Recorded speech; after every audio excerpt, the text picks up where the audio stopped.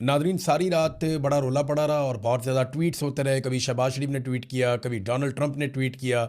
बहुत बड़ी बड़ी खबरें आई और ये कहा गया कि जनाब चीज़ें पूरी हद तक कंट्रोल हो गई हैं। लेकिन डोनाल्ड ट्रंप का जो चीज़ों को बढ़ा चढ़ा कर बताने का एक उनकी आदत है, उसकी वजह से बार बार उन्हें शर्मिंदगी होती है। और ईरान का प्रॉब्लम यह है कि ईरान इस लड़ाई को किसी भी महाज पे हारना नहीं चाहता। और मैदान के अंदर उन्होंने लड़ाई लड़ी है, वहाँ उन्होंने कुर्बानियाँ दी हैं, लेकिन हार नहीं मानी। ना वो मुज़ाकरात की टेबल पे हारना चाहता है, ना वो मीडिया के मैदान में हारना चाहता है। तो ईरान को ये लड़ाई हर मैदान के अंदर कम से कम या तो जीतनी है या कम से कम हारनी नहीं है। तो डोनाल्ड ट्रंप का भी मसला ये है कि डोनाल्ड ट्रंप बार बार फेस सेविंग के चक्कर में कोई ना कोई ऐसा स्टेटमेंट दे देते हैं जो उनके गले पड़ जाता है। पहले देखें इन लोगों ने किया क्या। फिर बाकर कालीबाफ जो मुज़ाकरात कमेटी के हेड हैं ईरान की जानिब से, उन्होंने सारी चीज़ें खोल कर सामने रख दी और डोनाल्ड ट्रंप के साथ झूठ उन्होंने 1 घंटे में पकड़े।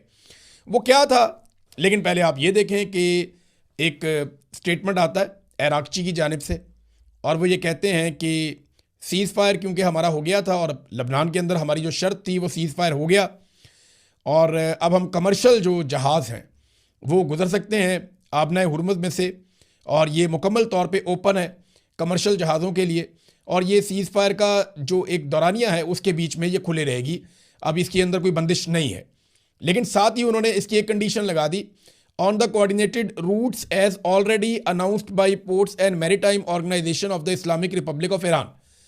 यानी ये जो भी होगा ये ईरान के ज़ेरे इंतज़ाम होगा, यानी इसके ऊपर कंट्रोल ईरान का रहेगा, लेकिन ये खुली रहेगी। इसके ऊपर डोनाल्ड ट्रंप ने ईरान का शुक्रिया अदा किया और डोनाल्ड ट्रंप ने खुशी का इजहार किया कि जनाब आबनाए हुरमुज़ खुल गई है और ये एक बड़ी फेस सेविंग डोनाल्ड ट्रंप को बज़ाहिर मिल गई। लेकिन उसके बाद डोनाल्ड ट्रंप ने मीडिया के साथ जो जो बातें कर दी वो ईरान को उसका जवाब देना पड़ गया। और अब जब मैं ये वीडियो रिकॉर्ड कर रहा हूँ तो थोड़ी देर पहले बाकर कालीबाफ जो स्पीकर हैं ईरान के और उसके साथ साथ वो मुज़ाकराती कमेटी के हेड भी हैं, उन्होंने डोनाल्ड ट्रंप का सारा चट्टा कट्टा खोल दिया अपने ट्वीट के ऊपर और एक स्टेटमेंट भी जारी कर दिया, जबकि ईरानी वजारत खारजा ने भी एक स्टेटमेंट इस बारे में जारी कर दिया है।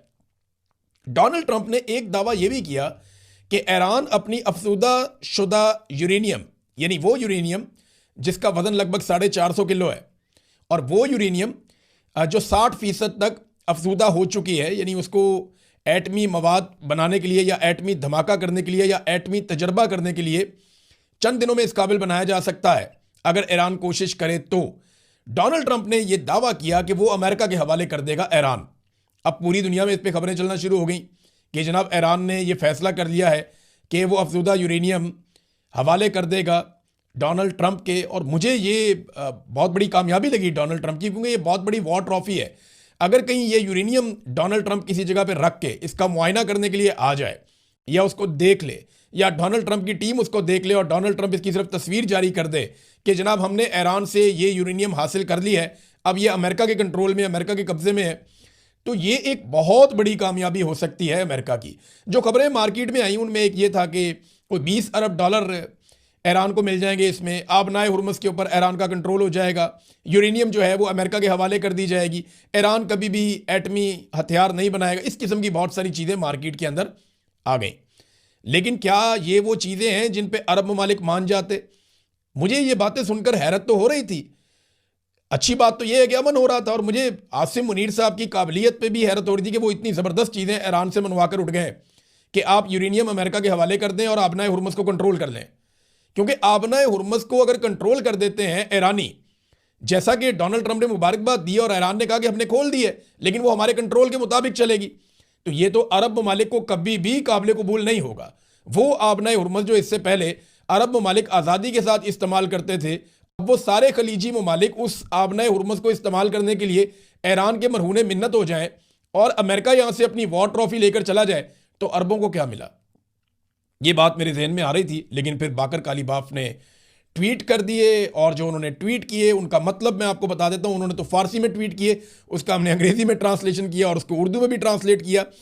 बाकर कालीबाफ ये कहते हैं कि अमेरिका के या अमेरिकी सदर के जो हालिया बयानात हैं उस पर उन्होंने शदीद रद्द-ए-अमल देते हुए कहा कि अमेरिकी सदर की जानिब से 1 घंटे में किए गए 7 दावे सरासर गलत और गुमराहकुन हैं। यानी 7 चीज़ें जो डोनाल्ड ट्रंप ने कही वो 7 की 7 गलत हैं। उन्होंने एक एक करके उन चीज़ों के ऊपर बताया। फिर उन्होंने ये भी कहा कि हमारी जो वजारत खारजा है उसका जो बयान है या इंटरव्यू है उसको आप पढ़ लें, आप गुमराह होने से बच जाएंगे। ईरानी मौक़िफ़ आपको वहाँ पे मिल जाएगा।